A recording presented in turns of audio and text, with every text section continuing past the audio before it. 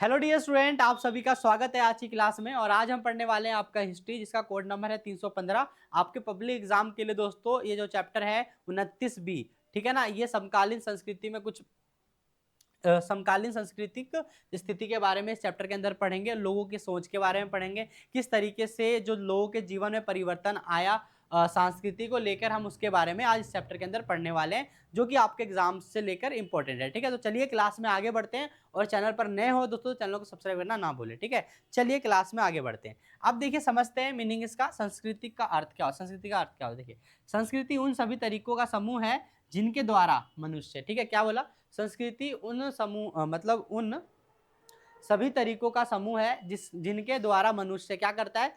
सोचता है, रहता है, खाता पीता है, पहनता है, विश्वास करता है और व्यवहार करता है। तो इन सब चीजों को हम क्या कहते हैं? संस्कृति कहते हैं।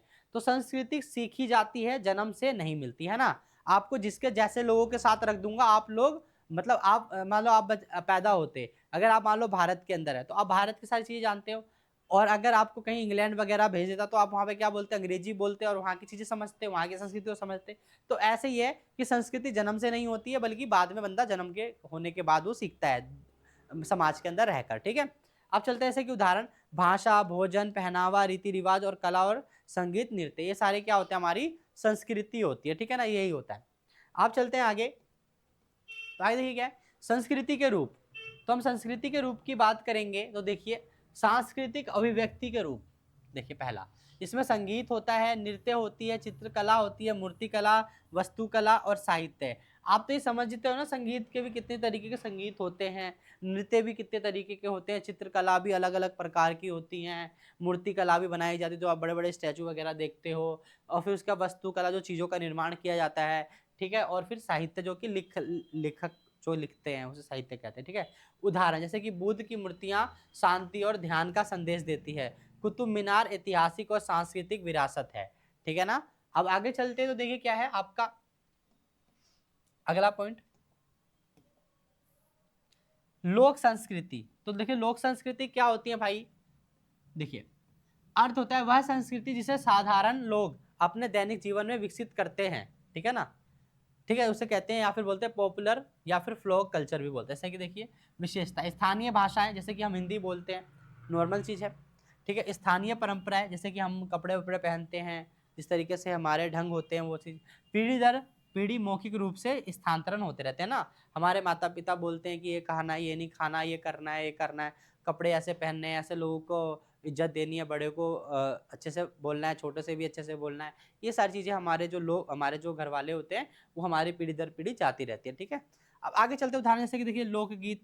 लोकगीत भी लोग गाते रहते हैं। आप देखे होंगे, आपके पहले दादा करते थे, फिर उसके बाद आपके पापा करेंगे, फिर वो बच्चे करेंगे, ऐसे ही होता रहता है, आप करेंगे।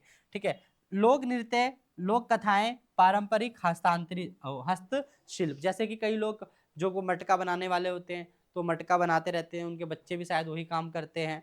ठीक है, और भी ऐसी चीजें क्या होती है? स्थानांतरित होती रहती है। ठीक है, आगे, लोक संस्कृति आम लोगों की भावनाओं और अनुभवों को दर्शाती है। ठीक है ना। क्या? लोक संस्कृति मतलब जो उनका पारंपरिक जो चीजें हैं, घरेलू जो चीजें जो उनके घर में सदियों से होता आ रहा है और उसके बाद वो चलती रह रही है परंपराएं। ठीक है ना, उसको कहते हैं, वो उनकी भावनाओं को दर्शाते हैं और अनुभवों को। ठीक है, अब चलते हैं आगे। तो आगे बात करते हैं हम शास्त्रीय संस्कृति की बात करें। इसमें देखो अर्थ क्या होता है? उच्च कोटि की विकसित, नियमबद्ध और शिक्षित वर्ग से जुड़ी संस्कृति होती है। मतलब इनमें ना नियम बहुत कठोर होते हैं, नियम का अनुसरण पालन कराया जाता है, किया भी जाता है। देखिए, विशेषता क्या होता है? निश्चित नियम होते हैं, परिशिक्षण मतलब सीखना बहुत जरूरी होता है, और संरक्षण राजाओं और राज्य द्वारा इन सब चीजों को किया जाता है। आज भी इनके बड़े बड़े समारोह और सम्मेलन होते हैं। ठीक है, आप जाके देख के आना, जैसे कि भारतनाट्यम, कथक, कालिदास का साहित्य, ताजमहल और कैलाशनाथ मंदिर, ये सारी चीजें हैं। ठीक है, अब क्या है, लोक और शास्त्रीय संस्कृति का संबंध क्या होता है? दोनों एक दूसरे से अलग नहीं हैं, एक दूसरे को प्रभावित करती हैं। कई शास्त्रीय रूप लोक परंपराओं से विकसित हुई हैं। जैसे कि लोक परंपरा जो हमारे घरों में चलती आ रही है, तो कई चीजें जो होती है ना, जैसे हमारे राज्य अलग अलग, तो आपने देखा हर राज्य की संस्कृति क्या है? बहुत अलग अलग है, भिन्न भिन्न होती है। तो उन्हीं संस्कृति चीजें जो होती हैं उभर कर निकलती हैं। ठीक है, आगे क्या उदाहरण से कई फिल्मी गीत, जैसे कि लोक धुनों पर आधारित है। ठीक है, और उसके बाद भक्ति साहित्य लोक भाषा में लिखा गया है, ठीक है। उसके बाद है आपका शास्त्रीय सांस्कृतिक अधिक संरक्षित और विशिष्ट होती है, ठीक है। आप संस्कृति के बारे में पढ़ रहे हो, ठीक है। आगे आगे आपका क्या है, मानव विज्ञान और सांस्कृतिक। देखिए मानव विज्ञान की परिभाषा, मनुष्य और उसके समाज का अध्ययन करने वाले विज्ञान मानव विज्ञान कहते हैं। क्या कह रहा है, मानव और उसके समाज का अध्ययन करने वाले को क्या कहते हैं, विज्ञान, यानी मानव विज्ञान कहा जाता है। देखिए मानव विज्ञान का क्या अध्ययन, मतलब मानव विज्ञान में क्या अध्ययन करते हैं, तो देखिए विश्वास, रीति रिवाज, परंपराएं और सामाजिक व्यवहार को हम क्या करते हैं, मानव विज्ञान के अंदर पढ़ते हैं, ठीक है। उसके बाद है इसके अनुसार संस्कृति जीवन जीने का तरीका होता है। क्या होता है, संस्कृति क्या होता है, हमारे जीवन जीने का एक तरीका होता है जिसमें हम रोजमर्रा की जिंदगी को अपना व्यतीत करते हैं। फिर है भौतिक और भूगोल अभौतिक संस्कृति। देखो ये क्या होता है, देखिए भौतिक संस्कृति क्या होती है, जो चीजें हम देख और छू सकते हैं उसे हम क्या कहते हैं, भौतिक, है ना। लोगों की जो होते हैं जैसे कि लोगों के कपड़े भी होते हैं, कई बार कोई उनके मूर्तियां, खिलौने या बहुत सारी अलग अलग चीजें होती हैं, ठीक है ना, प्रतीक के रूप में।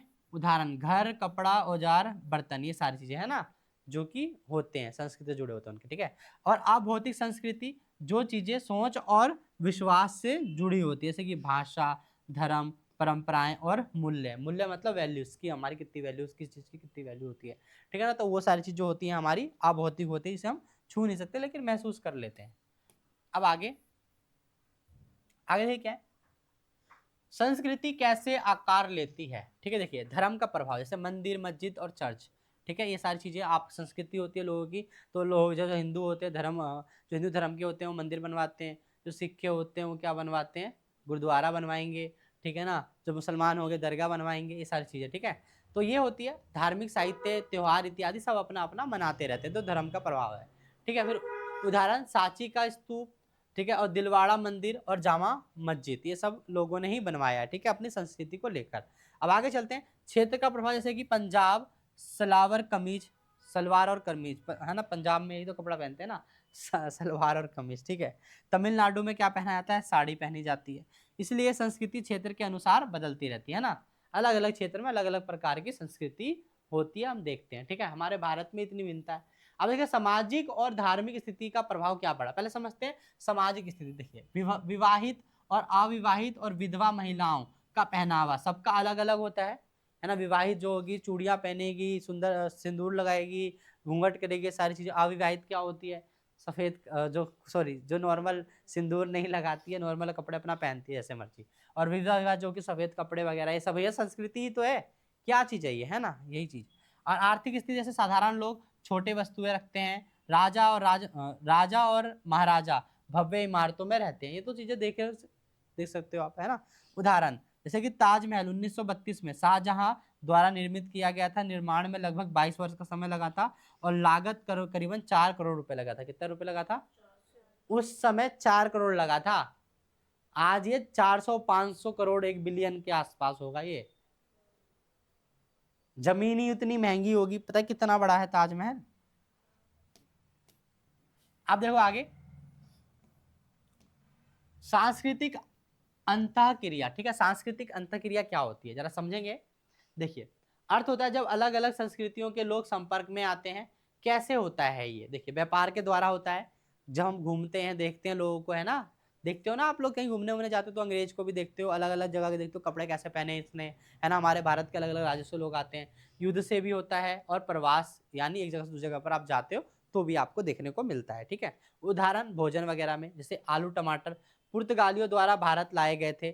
चाय चीन से आई थी, कहाँ से आई थी, और आज हमारा सुबह का ब्रेकफास्ट चाय बन गया है ना, जो कि चीन की है। देखो बंद करो इसको, हमारी थाली पुरानी प्लस नई संस्कृति का मिश्रण हो गया है ना। अलग अलग आलू की सब्जी मिलेगी जो पुर्तगाली लेके आया, टमाटर मिलेगा, आलू मिलेगा, सब मिलेगा, ठीक है। आगे देखिए क्या है, वैश्वीकरण क्या होता है, हमने पिछले वाले चैप्टर में भी यही पढ़ा था, दोबारा देखो। पूरी दुनिया का एक आर्थिक और सांस्कृतिक व्यवस्था में जुड़ना, इसको क्या कहते हैं हम, वैश्वीकरण कहते हैं, ठीक है। अब देखिए प्रभाव क्या होता है, विदेशी वस्तुओं का प्रसार होता है, विदेश संस्कृति का भी क्या होता है, प्रभाव होता है, एक जगह से दूसरी जगह पर जाता है। फिर उसके बाद होता है संचार साधनों का विस्तार, ठीक है।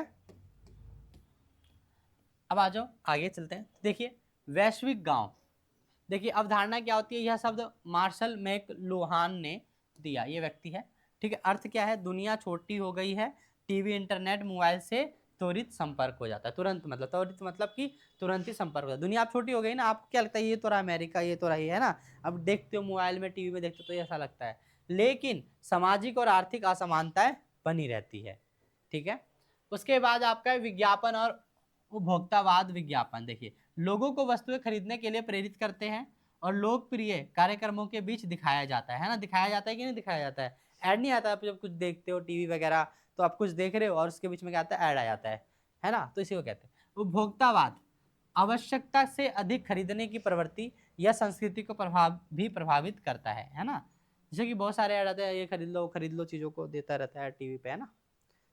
अब आगे देखिए क्या है, आगे आपका वैश्वीकरण के सकारात्मक और नकारात्मक प्रभाव। देखिए सकारात्मक प्रभाव क्या है, जानकारी का प्रसार हुआ है ना। आज हमें वैश्वीकरण की वजह से अलग अलग जगहों की जानकारी है, ठीक है। सांस्कृतिक आदान प्रदान हुआ, तकनीकी विकास हुआ। नकारात्मक बात क्या है, उपभोक्तावाद बढ़ गया, ठीक है। लोग ज़्यादा चीज़ों को बेचना चाहते हैं, चेपना चाहते हैं, मतलब कि स्थानीय संस्कृति में दबाव बढ़ने लग गया है ना। हमारी संस्कृति खत्म होती जा रही है। अब कोई भी, ज़्यादातर लड़कियां जींस टॉप पहन रही हैं, पुराने अपने जो पहनावा होता है सूट सलवार कोई पहनता ही नहीं है ना। बहुत सारी चीज़ें हैं।